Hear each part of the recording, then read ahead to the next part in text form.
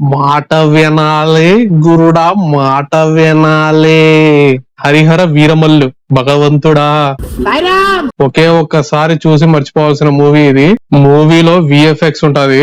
చేసిన వాళ్ళ పాదాలకు పాదాభివందనం.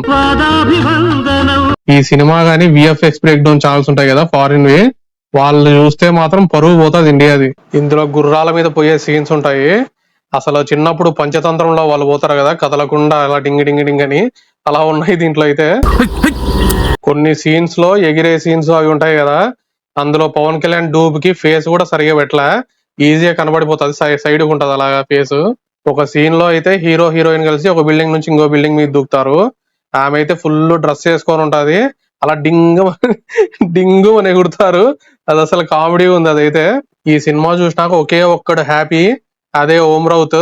ఫైనల్ గా వేసుకోవడానికి ఇంకో మూవీ వచ్చింది కదా, మూవీలో ఒక స్టేజ్ వచ్చినాక మనకి ఇంకా మొత్తం స్టోరీ అర్థమైపోతుంది.